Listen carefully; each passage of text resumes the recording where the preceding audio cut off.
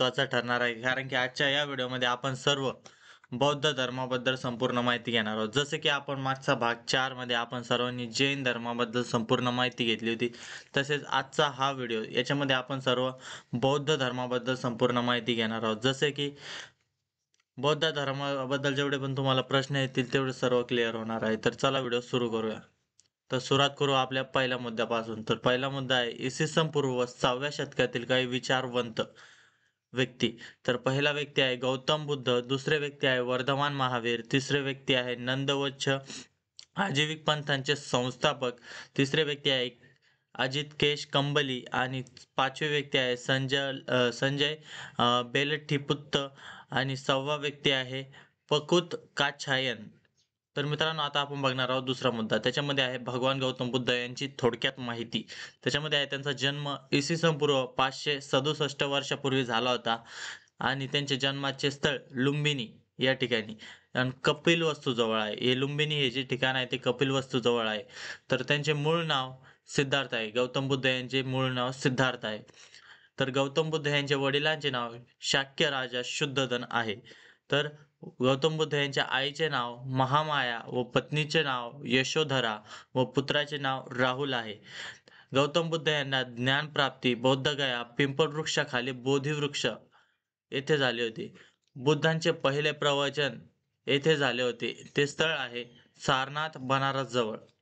निर्वाण कृषीनगर येथे म्हणजे गौतम बुद्ध यांचा मृत्यू कृषीनगर येथे झाला होता. कृषीनगर हे ठिकाण बिहार राज्यामध्ये आहे आणि इसवी सन पूर्व 483 मध्ये त्यांचा निर्वाण झाला होता म्हणजे त्यांचा मृत्यू झाला होता.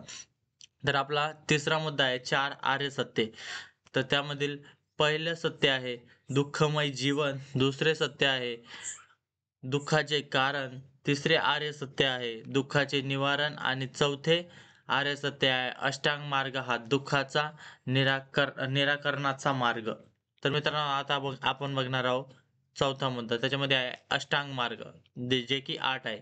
पहिला मार्ग आहे सम्यक दृष्टी, दुसरे मार्ग आहे सम्यक संकल्प, तिसरे आहे सम्यक वाक, चौथे आहे सम्यक कर्म, पाचवे आहे सम्यक जीवन, सहावे आहे सम्यक व्यायाम, सम्यक चिंतन आणि आठवे आहे सम्यक समाधी.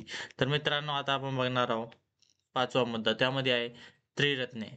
पहिले रत्न आहे प्रज्ञा, दुसरे रत्न आहे शील आणि तिसरे रत्न आहे करुणा. तर मित्रांनो आता आपण बघणार आहोत 6वा मुद्दा. त्याच्यामध्ये आहे बौद्ध धर्माचे पवित्र वाङ्मय म्हणजे काही ग्रंथ. पहिला ग्रंथ आहे त्रिपिटक, दुसरे आहे मिलिंद पंथ आणि तिसरे आहे जातक कथा. तर मित्रांनो आता आपण बघणार आहोत 7वा मुद्दा. त्याच्यामध्ये आहे बौद्ध धर्माला आश्रय देणारे महत्त्वाचे राज्यकर्ते. पहिला राज्यकर्ता आहे अशोक सम्राट, दुसरे राज्यकर्ते आहे राजा मिलिंद, तिसरे राज्यकर्ते आहे सम्राट कनिष्क आणि चौथे राज्यकर्ते आहे सम्राट हर्षवर्धन. आता मित्रांनो आता आपण बघणार आहोत 8वा मुद्दा. भारताबाहेर बाहेर बौद्ध धर्माला जेथे प्रसार झाला असे काही देश. पहिला देश आहे मध्य आशिया, दुसरा देश आहे मंगोलिया, तिसरे आहे जपान, चौथे आहे कोरिया, पाचवे आहे म्यानमार, सहावे आहे सयान थायलंड, सातवे आहे व्हिएतनाम, आठवे आहे श्रीलंका आणि नववे आहे चीन. तर मित्रांनो आता आपण बघणार आहोत 9वा मुद्दा. त्यामध्ये आहे बौद्ध वाङ्मय ज्या भाषात लिहिले गेले त्या भाषा. पहिली भाषा आहे पाली, दुसरी भाषा आहे प्राकृत आणि तिसरी भाषा आहे संस्कृत.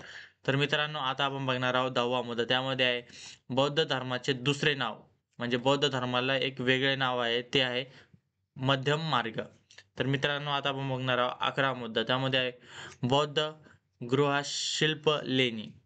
ते आहे पहिली लेणी आहे वेरूळ लेणी, दुसरी लेणी आहे अजिंठा लेणी, तिसरी लेणी आहे कार्ला लेणी, चौथी लेणी आहे भाज लेणी, पाचवी लेणी आहे कन्हेरी लेणी. तर मित्रांनो आता आपण बघणार आहोत 12वा मुद्दा. त्यामध्ये आहे प्रसिद्ध बौद्ध विद्यापीठ. ते आहे नालंदा विद्यापीठ. तर मित्रांनो आता आपण बघणार आहोत 13वा मुद्दा. त्यामध्ये आहे बौद्ध धर्मातील पंथ. पहिला पंथ आहे महायान पंथ आणि दुसरा पंथ आहे हिनयान पंथ.